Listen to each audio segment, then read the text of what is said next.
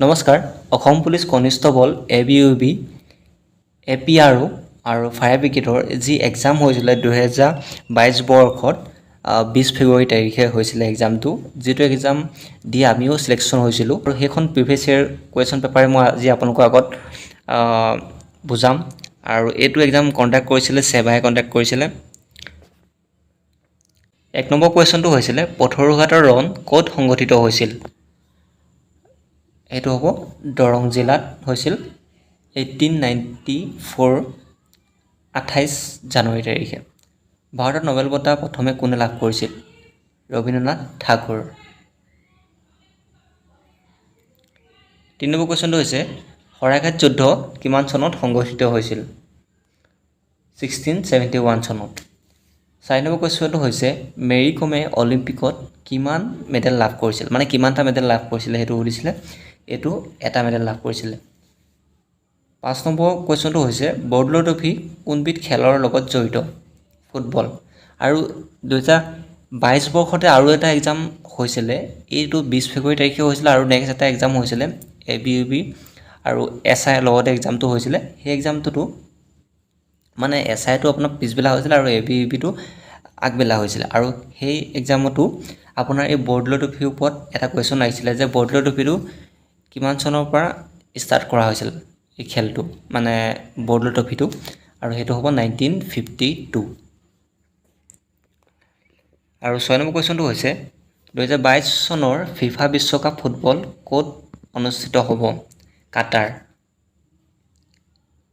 কাটাৰত অনুষ্ঠিত হ'ব। আৰু 7 নম্বৰ কুৱেশ্যনটো হৈছে 56তম জ্ঞানপীঠ বঁটা অসমৰ কোনে লাভ কৰিছে? নীলমণি ফুকনে। নীলমণি ফুকনে জীৱন জোৰা সাধনাৰ বাবে তেওঁ জ্ঞানপীঠ বঁটা লাভ কৰিছিলে। 8 নম্বৰ কুৱেশ্যনটো হৈছে কলীয়া ভোমোৰা দলং কোন দুখন ঠাইক সংযোগ কৰিছে? 4টা অপশ্যন থাকে আপোনালোকে গম পায়। তাৰ কাৰেক্ট আনচাৰটো আছিলে শোণিতপুৰ আৰু নগাঁও। 9 নম্বৰ কুৱেশ্যনটো হৈছে অসমৰ লোকসভাৰ কিমানখন আসন আছে? মানে অসমত লোকসভাৰ কিমানখন আসন আছে? সেইটো হ'ল 14খন আসন। 10 নম্বৰ কুৱেশ্যনটো হৈছে ভাৰতৰ ৰাষ্ট্ৰীয় সংগীতৰ ৰচক কোন? এইটো ৰবীন্দ্ৰনাথ ঠাকুৰ। 11 নম্বৰ হৈছে হালধীয়া চৰাই বাওধান খায় কিতাপখনৰ ৰচক কোন? হালধীয়া চৰাই বাওধান খায় এখন বোলছবিও আছিলে আৰু এখন কিতাপ আছিলে আৰু কিতাপখনৰ লেখক আছিলে হোমেন বৰগোহাঁই আৰু যিখন বোলছবি আছিলে সেই বোলছবিখনৰ পৰিচালক আছিলে জাহ্নু বৰুৱা। তাৰপিছত আছিলে 12 নম্বৰ কুৱেশ্যনটো ভাৰতীয় সেনা INA শ্লোগানটো কি আছিল? এইটো জয় হিন্দ হ'ব। এইখিনি তাত এটাত এনেদৰে আনচাৰখিনি নাছিলে, তাত আছিলে জয় হিন্দ এনেকৈ কিবা কিবি অপশ্যন আছিলে, তাৰ কাৰেক্ট আনচাৰটো হ'ব জয় হিন্দ। 13 নম্বৰ কুৱেশ্যনটো হৈছে সতী সাধনী কোন বংশৰ আছিল?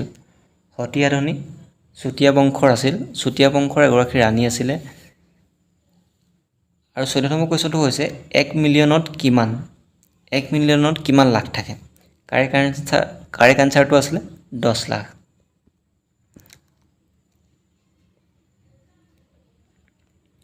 15 নম্বৰ কুৱেশ্যনটো হৈছে বিশ্ব স্বাস্থ্য সংস্থা ৱৰ্ল্ড হেল্থ অৰ্গেনাইজেশ্যন মুখ্য কাৰ্যালয় ক'ত অৱস্থিত? এইটো হ'ল জেনেভাত।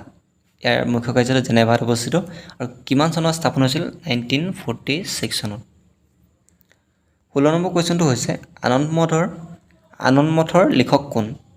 আনন্দ মঠৰ লিখক আছিলে বংকিম চন্দ্ৰ চট্টোপাধ্যায়। এই আনন্দ মঠৰ ওপৰত আৰু এটা আহে যে আমাৰ নেশ্যনেল ফ্লেগখনৰ ওপৰত অশোক স্তম্ভটো ক'ৰ পৰা অনা আছিল এইটোৰ ওপৰতো প্ৰশ্ন অহা দেখা পোৱা যায় বা অশোক চক্ৰটো কি বুজায় সেইটো প্ৰশ্ন অহা দেখা যায়।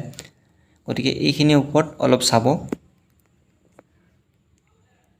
17 নম্বৰ কুৱেশ্যনটো হৈছে নামঘোষা কাৰ ৰচনা?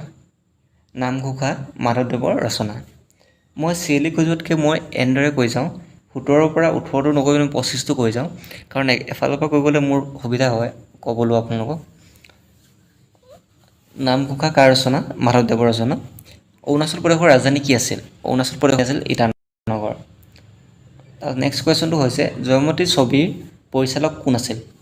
জয়মতী ছবিৰ পৰিচালক আছিল জ্যোতিপ্ৰসাদ আগৰৱালা 1935 চনত। আৰু এইখনেই হৈছে প্ৰথম অসমীয়া বোলছবি, আৰু এই বোলছবিত অভিনয় কৰিছিল প্ৰথম অভিনেত্ৰী আছিল আইদেউ সন্দিকৈ। 26 নম্বৰ কুৱেশ্যনটো এফালে আছে, আহোমে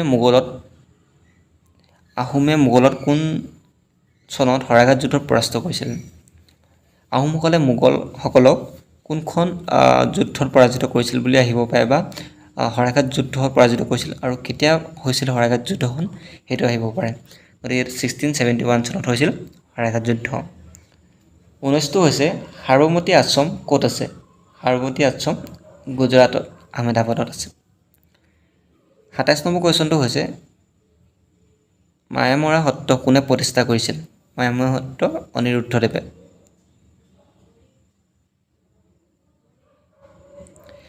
মই আজিও এটা কথা মনত আছে, এই মায়ামৰা সত্ৰ কোনে প্ৰতিষ্ঠা কৰিছিল এই কুৱেশ্যনটো মই আগতে চাই যোৱা নাছিলোঁ, মানে এদিন চাই গৈছিলোঁ মোৰ মনত নাছিলে, আৰু এই আনচাৰটো মোৰ ভুল হৈছিলে, মই কিবা বেলেগ এটা অপশ্যন দি থৈ আহিছিলোঁ, গতিকে মোৰ আনচাৰটো ভুল আছিলে, আৰু ইয়াৰ আনচাৰটো হ'ব অনিৰুদ্ধদেৱ।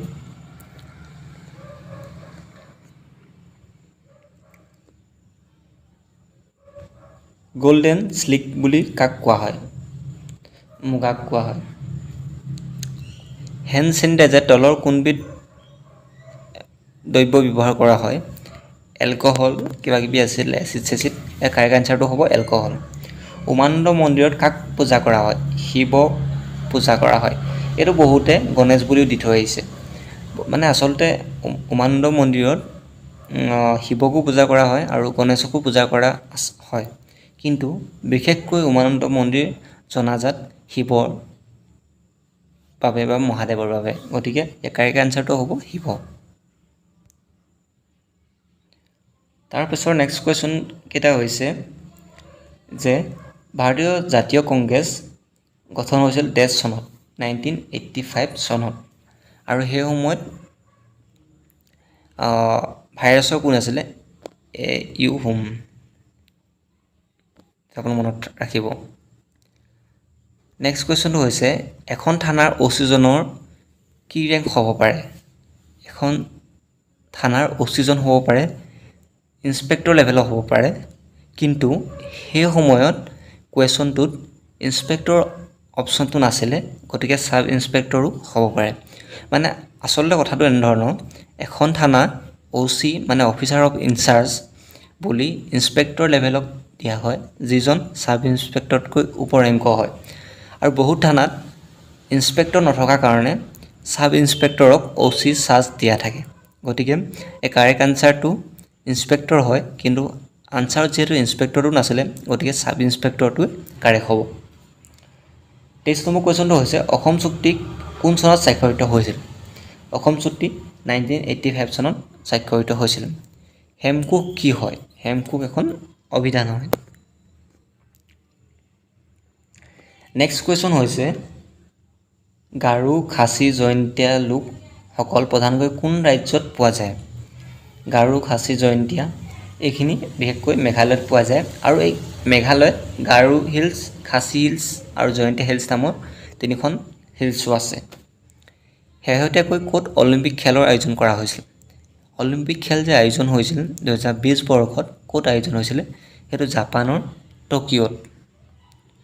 আৰু এছিয়াৰ ভিতৰত প্ৰথমখন দেশ য'ত অলিম্পিক আয়োজন হৈছিল। পৃথিৱীৰ ভিতৰত আটাইতকৈ ডাঙৰ মহাদেশ কোনখন? সেইখন হৈছে এছিয়া মহাদেশ। গতিকে আজি মই 32টা কুৱেশ্যন আলোচনা কৰিলোঁ, যিহেতু এই কুৱেশ্যনখিনি 2022 বৰ্ষৰ 20 ফেব্ৰুৱাৰী তাৰিখে যিটো আমাৰ ABUB কনিষ্টবল, APRO কনিষ্টবল আৰু আমাৰ যিখিনি ফায়াৰ ব্ৰিগেডৰ এক্সাম হৈছিলে, তাৰ ভিতৰত বহুতকেইটা পষ্ট আছিলে, গোটেইখিনি একেলগতে এক্সাম হৈছিলে 20 ফেব্ৰুৱাৰী তাৰিখে।